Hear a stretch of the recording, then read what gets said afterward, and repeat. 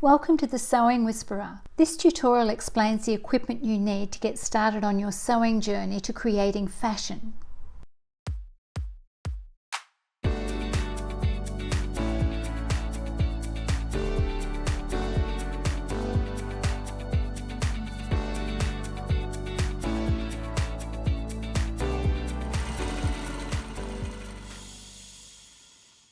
Hello and welcome to the Sewing Whisperer.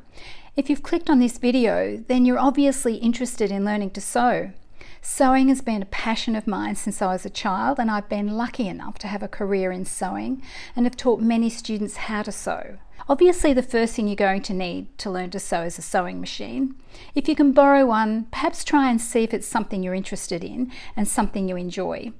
If you've made the decision to go and purchase one, I highly recommend going through a dealership because they offer free sewing lessons and they teach you how to thread and use your machine before you take it home.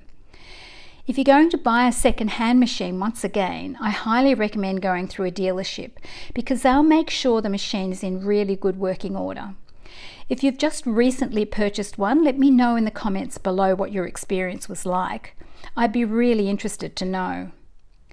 Once you have your sewing machine, then you need to ensure you have an iron and ironing board, and that's something that most of you will probably already have. If you're going to go and purchase a new iron, just make sure it has a steam function. From there, you need to make sure you have a few bits and pieces. These are the standard items that I recommend for sewing.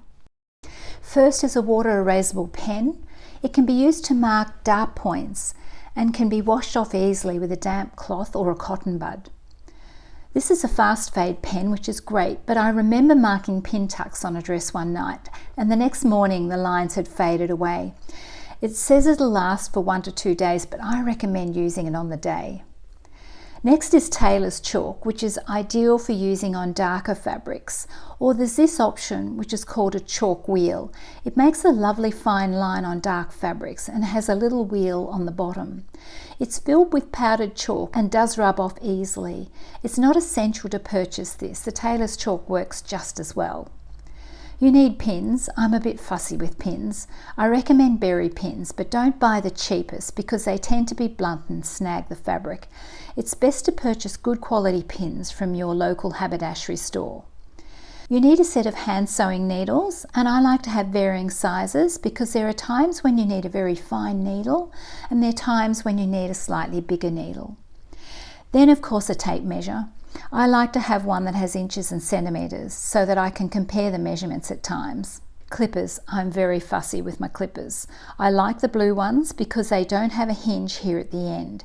Some of them will have a hinge that goes right through here and at the end, and I find that they break. The hinge breaks very easily. These blue clippers don't have the hinge, so I much prefer them, and I tie a ribbon onto them because I like to wear them around my neck.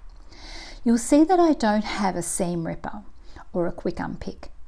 That's a personal preference. I use my clippers for all my unpicking. I don't use a seam ripper at all. I had a massive accident with a seam ripper when I was first learning to sew, and I've avoided them ever since.